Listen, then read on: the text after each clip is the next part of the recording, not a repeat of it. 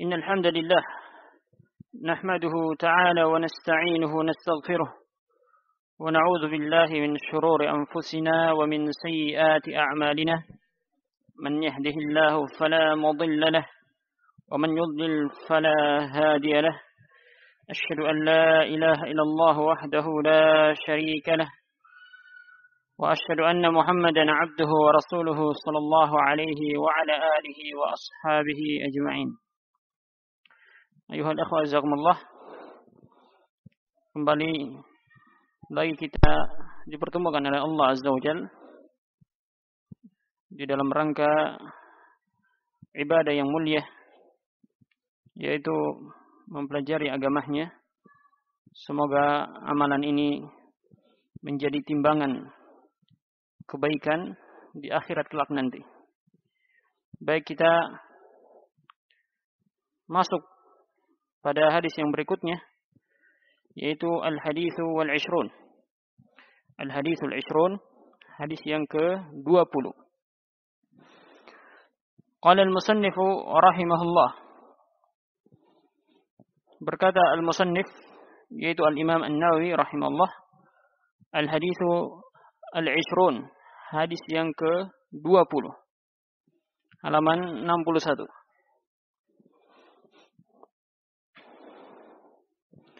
An Abi Mas'ud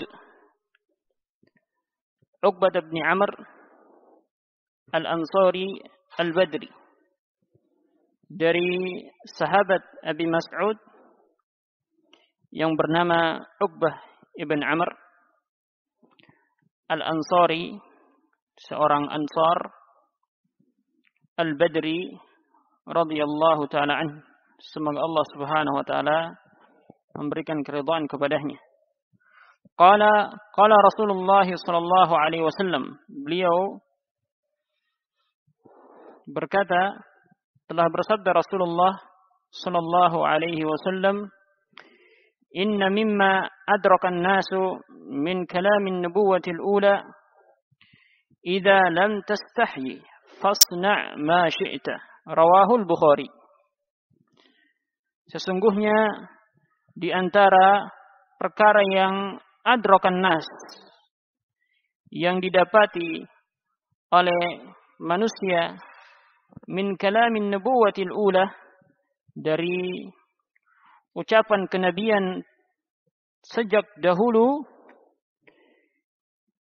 yaitu sebuah kalimat, idza lam tastahyi fasna' ma syi'ta, jika engkau tidak malu, fasna', maka berbuatlah ma syi'ta, sesuai dengan apa yang engkau kehendaki. Rawahul Bukhari, hadis tersebut diriwayatkan oleh al-Imam Al-Bukhari rahimahullah. Qala syarih waffaqahullah, berkata asy-syarih, yaitu Syekh Shalih Al-Utsaimin waffaqahullah, kata beliau, hadzal haditsu rawahul Bukhari wahdahu duna Muslim. Hadis ini diriwayatkan oleh al-Imam Al-Bukhari saja tanpa Muslim. Fahuwa min afradihi anhu. Dan hadis tersebut merupakan di antara hadis-hadis yang Bukhari bersendirian dalam periwayatan hadis-hadis tersebut. Wa qauluhu fihi, dan ucapan Nabi sallallahu alaihi wasallam di dalam hadis tersebut, yaitu penggalan hadis, inna mimma adrakan nas min kalamin nubuwatil ula, sesungguhnya di antara perkara-perkara yang didapati oleh manusia dari kalimat kenabian terdahulu, maksudnya adalah mimma uthira 'anil anbiya, mimma uthira 'anil anbiya as-sabiqin wa sara mahfuzan 'anhum yatanaqaluhu an-nasu jilan ba'da jilin. Maksudnya adalah sesungguhnya di antara kalimat-kalimat yang uthirah, dinukilkan anil anbiya, dari para nabi as-sabiqin yang terdahulu, wasarah mahfuzan, yang kemudian hal tersebut telah terjaga dari mereka. Kemudian yatanawaqaluhu an-nas, manusia saling menukilkan kalimat tersebut jilan ba'd jil, dari bangsa ke bangsa, ya, dari suku bangsa ke suku bangsa yang lainnya, yaitu sebuah kalimat apa? Idza lam tastahi fasna' ma syi'ta. Jika engkau tidak malu, maka lakukanlah, berbuatlah sesuai dengan apa yang engkau inginkan. Wa qawluhu idza lam tastahi fasna' ma syi'ta. Dan ucapan Nabi sallallahu alaihi wasallam, apabila engkau tidak malu maka berbuatlah sesuai dengan apa yang engkau inginkan, lahu ma'nayan. Itu memiliki dua makna. Ahaduhuma, makna yang pertama, annahu amrun ala zahirihi.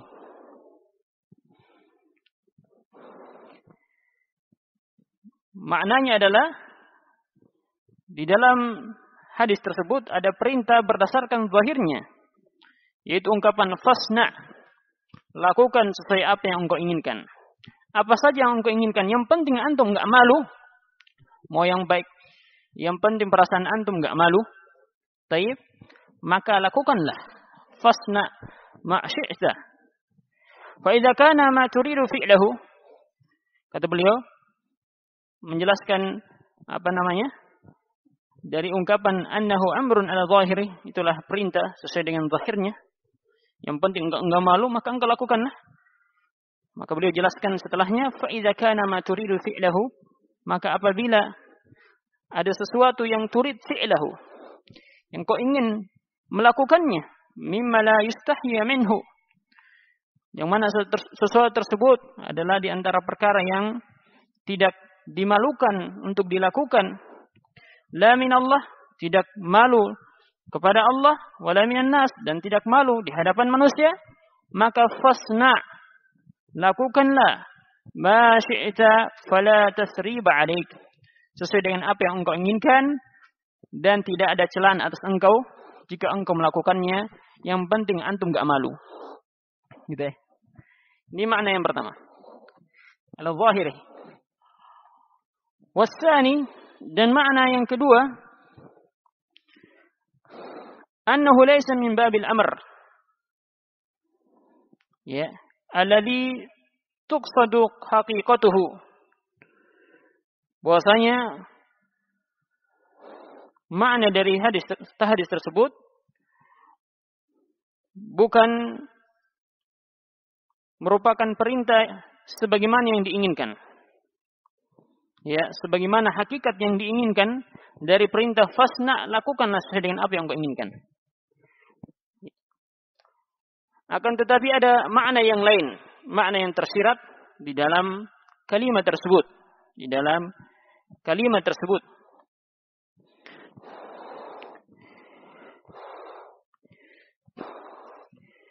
Wal qailuna bihadzal qaul, dan para ulama yang berpendapat dengan makna yang kedua ini,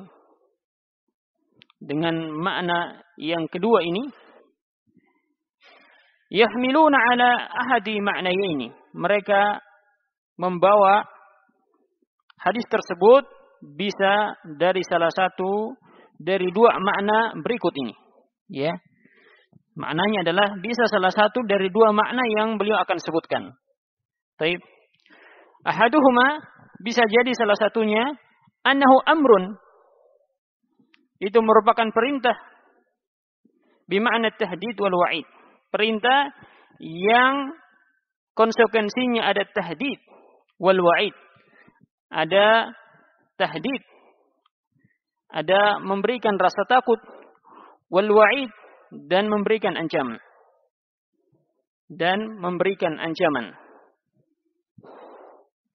Maksudnya adalah idza lam yakun laka haya'un, jika engkau tidak memiliki haya, malu, yang mencegah engkau melakukan segala sesuatu, maka fasna', lakukanlah ma syi'ta, sesuai dengan apa yang engkau inginkan. Fasatajidu ma takrah, maka engkau akan mendapati apa yang engkau benci, apa yang membuat engkau mendapatkan ketidakbaikan di kemudian hari dari Allah Subhanahu wa taala ataukah dari manusia. Baik, ini makna tersirat yang pertama dari sabda Nabi SAW. Di dalamnya ada ancaman. Jika engkau tidak memiliki malu, lakukanlah. Akan tetapi konsekuensinya engkau akan mendapatkan perkara yang memberikan kemudaratan kepada engkau. Baik. Wal akhar, ataukah makna yang lain, makna yang tersirat yang lain dari hadis tersebut, annahu amrun bima'na al-khabar. Hadis tersebut memang perintah, tetapi dia bentuknya menunjukkan khabar. Menunjukkan pengkhabaran. Pengkhabarannya bagaimana? Pengkhabarannya yaitu idza lam tastahi fasna ma syi'ta. Jika engkau tidak malu, lakukanlah sesuai dengan apa yang engkau inginkan. Fa inna man kana lahu haya'un man'ahu minal qaba'ih. Maka sungguhnya barang siapa yang memiliki malu, maka tentu malunya tersebut akan mencegah dia untuk melakukan perbuatan yang jelek. Ini pengkhabarannya. Barang siapa yang memiliki malu, maka sesungguhnya malunya tersebut akan mencegah dia melakukan perbuatan-perbuatan yang jelek. Ini bentuk pengkhabarannya. Baik. Wa man lam yakun lahu haya'un lam yamna'hu minha. Dan barang siapa yang tidak memiliki malu, maka malu tersebut tidak akan mencegah dia melakukan perbuatan jelek. Fahuwa khabarun 'anil nas wa ma yasna'unahu bihasabil haya'. Maka makna yang kedua ini adalah merupakan khabar tentang manusia dan apa yang mereka lakukan sesuai dengan rasa malu mereka. Sesuai dengan rasa malu mereka. Kalau dia memiliki malu, maka dia akan terhindar dan tidak melakukan perbuatan yang jelek. Kalau dia memiliki malu, maka dia akan terhindar dari perbuatan yang jelek tersebut. Dipahami insyaallah. Yang zahir yang kedua ini, yang zahir adalah ucapan ulama yang kedua, makna tersirat dari dari hadis tersebut.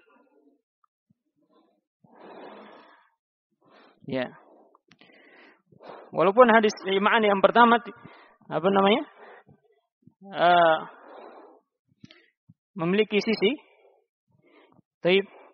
sisinya adalah dari kalimat beliau, fa idza kana ma turidu fi'lahu mimma la yustahya minhu. Apabila perbuatan tersebut yang engkau inginkan adalah perbuatan yang merupakan perbuatan yang tidak dimalukan di hadapan Allah ataukah di hadapan manusia, maka lakukanlah. Ada sisinya. Taib. Kemudian kata beliau, wal haya'u huwa taghayyurun wa inkisarun ya'tari al-'abda min khawfi ma yu'abu bihi. Kemudian beliau menjelaskan apa sih malu tersebut? Apa itu al-haya? Apa itu malu? Beliau jelaskan, huwa taghayyurun adalah sebuah perubahan, wankisarun dan sebuah inkisar, terjadinya patah pada hati. Ya'tari al-'abda, yang menimpa hamba tersebut. Artinya menjadi inkisar, patah misalnya. Terjadi taghayyur, perubahan. Ya'tari, yang menimpa hamba. Kenapa demikian? Min khauf, karena takut. Ma yu'abu bihi, terhadap sesuatu yang dia dicelah. Terhadap sesuatu yang dicelah dengannya. Ini makna apa? Al-haya. Tapi sudah maklum haya, itu malu, dan sudah dimaklumi pula apa itu malu, Dimaklumi pula apa itu malu. Zakarahu Abul Fadl Ibnu Hajar fi Fathil Bari. Pengertian malu yang kita sebutkan tadi itu disebutkan oleh Abul Fadl Ibnu Hajar di dalam kitab Fathil Bari syarah dari Sahih Bukhari. Wa huwa min ahsani ma qila fi bayani haqiqatil haya. Ya. Pengertian yang beliau sebutkan tersebut di antara pengertian yang paling ahsan, yang paling bagus di dalam menjelaskan hakikat dari al-haya, malu tersebut. Kata beliau, al-haya'u khuluqun mahmudun. Al-haya, malu merupakan akhlak yang terpuji. Illa fi halaini. Kecuali pada dua keadaan. Pada dua keadaan. Ulahuma, keadaan yang pertama, am yamna minal ma'mur, atau an yumna minal ma'mur, orang tersebut terhalang dari melakukan apa yang diperintahkan karena malunya, ya.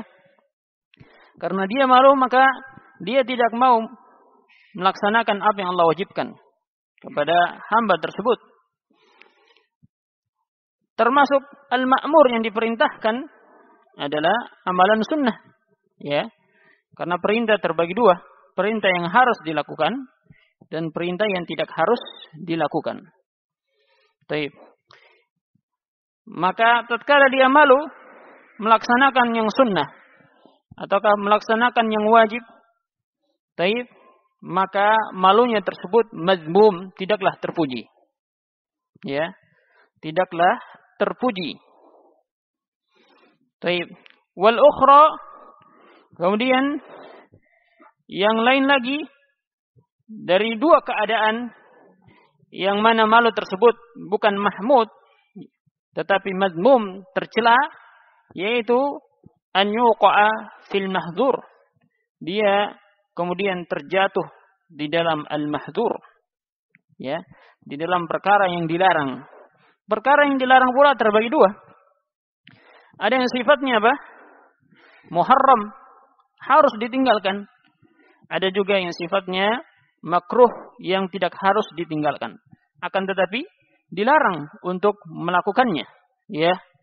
Juga barang siapa yang kemudian terjatuh di dalam haram dan makruh tersebut karena malunya, maka sungguh malunya tersebut apa?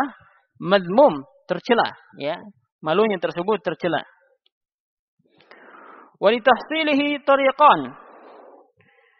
Dan untuk mendapatkan sifat malu tersebut itu tariqan, ada dua cara.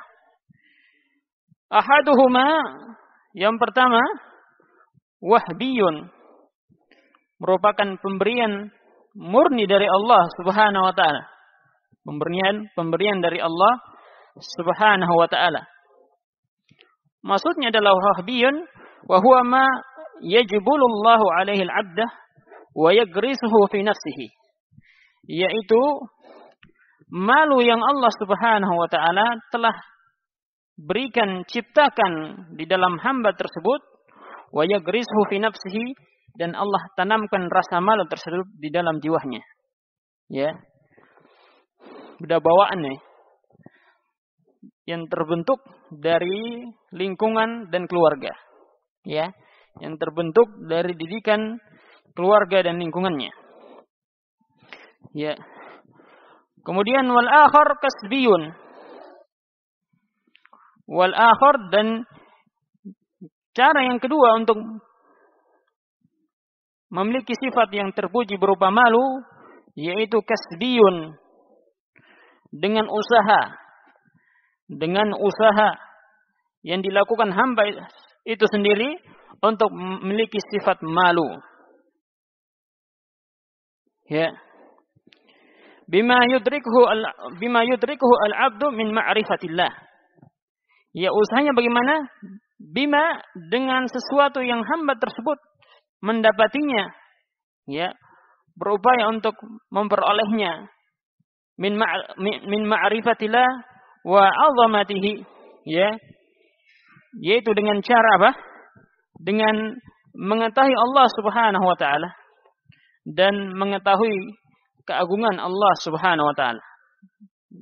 Baik. Wattila'ihi alaihi, dan juga dia mengetahui bahwasanya Allah Subhanahu wa taala melihatnya. Wa syuhudi ni'matihi, dan dia mengetahui bahwasanya Allah Subhanahu wa taala ya menyaksikan kenikmatan al-wasilah yang sampai ilaihi kepadanya. Allah misal ini nu'ama ini mungkin salah ketik ya. Wa syuhudi ni'matihi al-wasilati ilaihi. Allah misal. Jadi ada dua sebenarnya yang beliau sebutkan. Ada memang bawaan yang terbentuk secara alami, taib, disebabkan keluarga, disebabkan lingkungan, taib, dan sebagainya. Kemudian yang kedua, ada usaha dan upaya yang dilakukan hamba tersebut dengan cara mengetahui Allah Subhanahu wa taala, mengetahui tentang Allah Azza wa Jalla, taib, mengetahui keagungan-keagungannya, mengetahui bahwasanya Allah Azza wa Jalla Maha melihatnya, dan juga mengetahui bahwasanya Allah Subhanahu wa taala menyaksikan terhadap kenikmatan yang sampai kepadanya, yang kemudian dia mesti menempatkannya ya kepada perkara yang diridai oleh Allah Azza wa Jalla. Kemudian kata beliau, yakni beliau jelaskan lagi tentang dua jenis, dua cara terbentuknya malu tersebut. Dua cara terbentuknya malu tersebut. Kata beliau, yakni al-haya'u imma an yakuna hibatan min Allah. Malu tersebut bisa jadi memang hibatan, pemberian dari Allah Azza wa Jalla. Yajbulullahu Azza wa Jalla 'alaiha, yang Allah Subhanahu wa taala yajbul, ya, menciptakannya man yasha, ya, kepada siapa saja yang Allah Subhanahu wa taala kehendaki dari hamba-hambanya. Wa imma an yaktasibahu al-'abdu, ataukah bentuk yang kedua dari malu tersebut memang dari hamba tersebut dia berupaya untuk memiliki sifat malu tersebut. Sifat malu tersebut. Upayanya apa? Wa dzalika bi ziyadati ma'rifatillahi fi qalbihi. Yang demikian itu bisa terbentuk dengan adanya penambahan pengetahuan dia kepada Allah di dalam hatinya. Ya. Wastihdhar ittila'illahi subhanahu wa ta'ala. Kemudian juga dia menghadirkan bahwasanya Allah Subhanahu wa taala Maha melihat terhadap apa yang dia lakukan. Sehingga dia malu untuk melakukan apa yang diharamkan, ya. Sehingga dia malu untuk melakukan apa yang diharamkan. Wa syuhudihi an-ni'mata al-wasilata ilaihi. Dan juga dia menghadirkan bahwasanya Allah Subhanahu wa taala menyaksikan kenikmatan yang sampai kepadanya, ya, kenikmatan yang sampai kepadanya. Yang dengan itu dia malu kalau kemudian dia bermaksiat kepada Allah, karena Allah Subhanahu wa taala Maha memberikan nikmat. Bagaimana mungkin saya melakukan kemaksiatan tersebut dalam keadaan Allah Subhanahu wa taala telah memberikan kepadaku nikmat yang banyak, gitu ya. Wa anna Allah ja'ala lahu minha ma lam yaj'alhu li ghairihi. Dan juga dia meyakini bahwasanya Allah Subhanahu wa taala menjadikan kenikmatan tersebut, ya, menjadikan kenikmatan tersebut yang tidak dijadikan, yang tidak diberikan kepada selainnya. Demikian apa yang beliau sampaikan berkaitan dengan hadis yang ke-20 ini. Ini merupakan sebuah kalam yang sangat ringkas dari Nabi sallallahu alaihi wasallam, akan tetapi ternyata memiliki makna yang sangat mendalam, ya. Kalau kita lihat penjelasan beliau ini butuh 2 halaman. Ada ulama yang lain lagi lebih dari ini. Padahal kalimat beliau ini sangat ringkas, akan tetapi memiliki makna yang sangat mendalam. Intinya bagi hamba yang memang, ya, dia takut akan ancaman Allah Subhanahu wa taala, maka hendaknya dia malu dari perbuatan yang dia akan lakukan berupa kejelekan-kejelekan.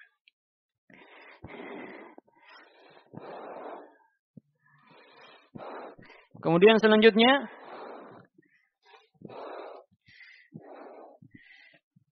hendaknya hamba tersebut berupaya untuk menumbuhkan rasa malu tersebut di dalam dirinya dengan dia mengetahui Allah Azza wa Jalla, dengan dia mengetahui Allah Subhanahu wa taala.